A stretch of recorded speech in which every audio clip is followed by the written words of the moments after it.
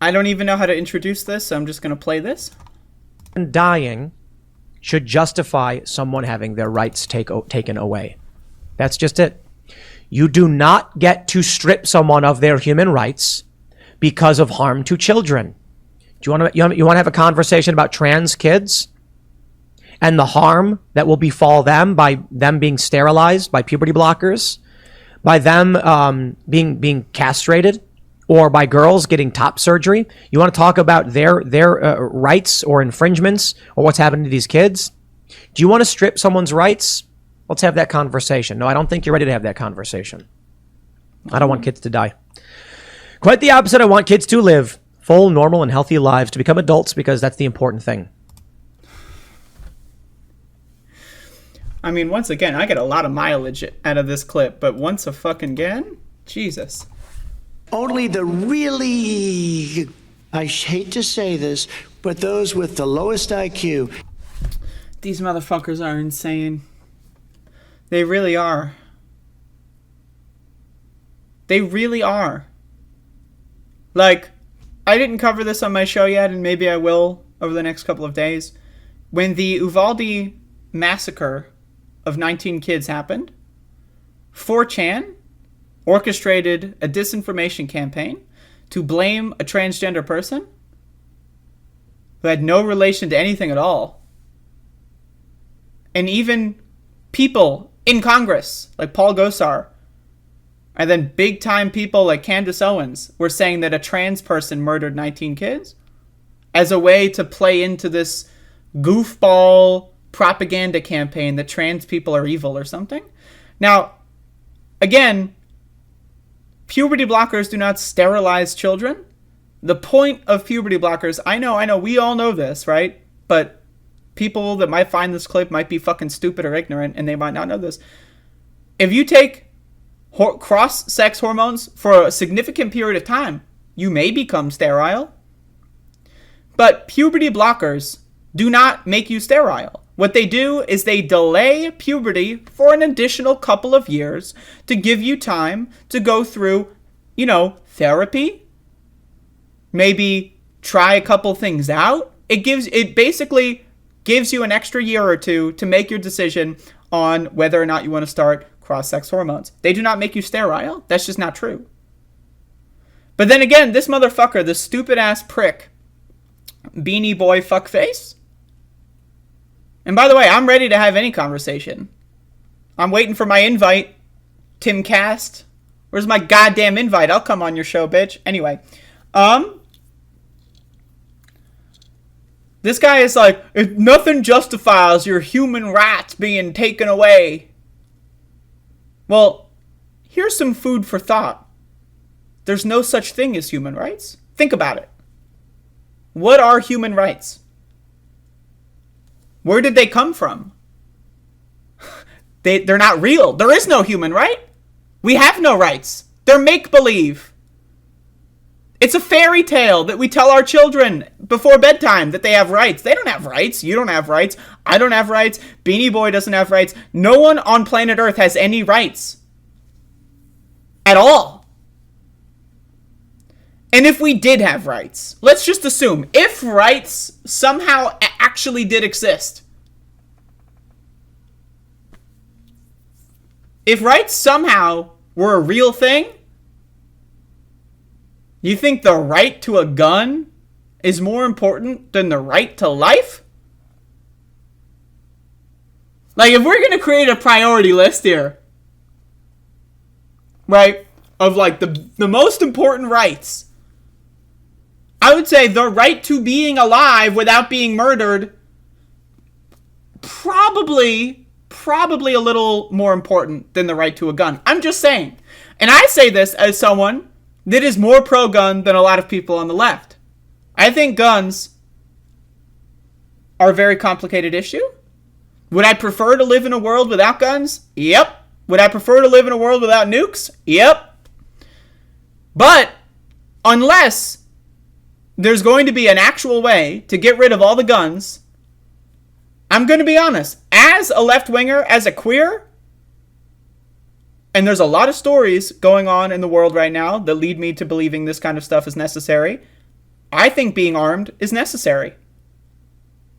Because right-wing lunatics have guns, they train with them every day, and they are willing to murder dozens and dozens and dozens and dozens of people. So, I say left-wingers should also buy guns. And here's just a little food for thought. In California, which has one of the strictest gun controls, right, in the country, Tim Pool and other right-wingers love to say that. Why, though? Can anyone trace back the roots of gun control in California?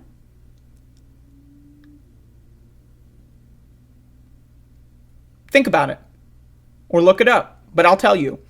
The reason... You want to know who made gun control a thing in California? Ronald Reagan. Whoa, that might be blowing your mind. Whoa. Ronald Reagan? Gun control? Okay. But why did he do it? Because the Black Panther Party started organizing open carry demonstrations outside of state houses, outside of the Capitol. Black people started buying guns and just displaying them open carry. And then Ronald Reagan, the God Messiah of conservative ideology, that was too much for him to handle, and he controlled the guns. So I want to say, if you want gun control in this country, whether or not you think it's a good idea, bad idea, whatever, my opinion, if you are black, buy a gun. If you are black, buy 10 guns. If you are gay, buy 30 guns. If you are trans, buy 50,000 guns. Buy as many guns as you fucking can. Because 1, you'll have a gun to defend yourself. 2, we're going to get a lot closer to gun control if the blacks and the queers start arming up.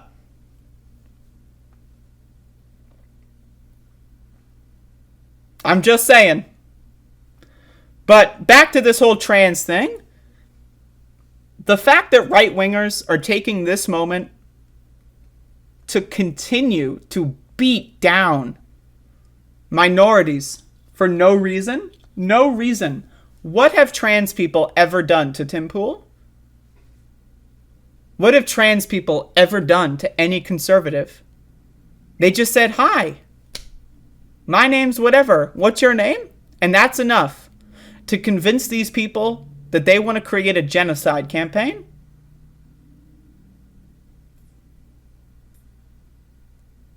It's insane. And they don't give a fuck about rights. You think Tim Pool cares at all about rights? Did you see what he was saying in 2020? When police were beating the fucking shit out of journalists? Regardless of whether or not you support police beating the shit out of black people, right? Because Tim Pool loves that shit. He loves watching cops kill black people and beat the fuck out of black people. That's entertainment. That's live television for him. But what about the right to a free press? When cops shoot bullets, right, at journalists holding cameras that have press written on them, does Tim Pool care about rights? No. The only rights he cares about are the rights that are good for him to talk about at that moment. And the only rights he doesn't care about are the rights that aren't relevant to him at that moment. He's not a journalist going in and doing field reporting. So why does he care if journalists are getting shot in the face?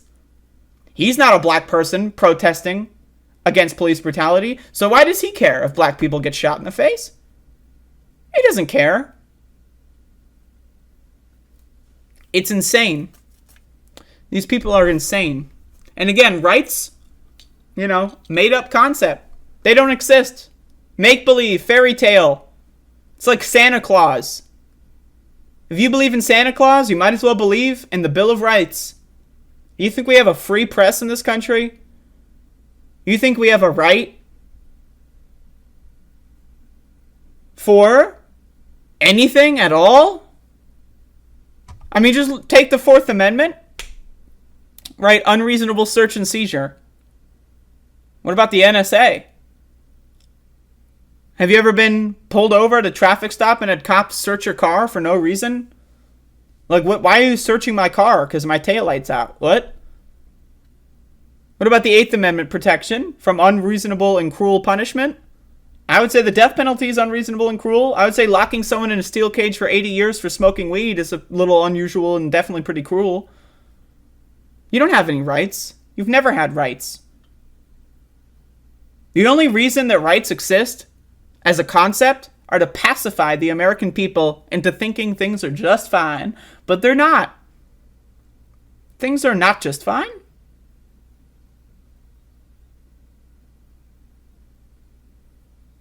It's insane. These people are fucking insane. And again, the fact that they tie this absolute tragedy to trans people is just, it's disgusting. It's disgusting.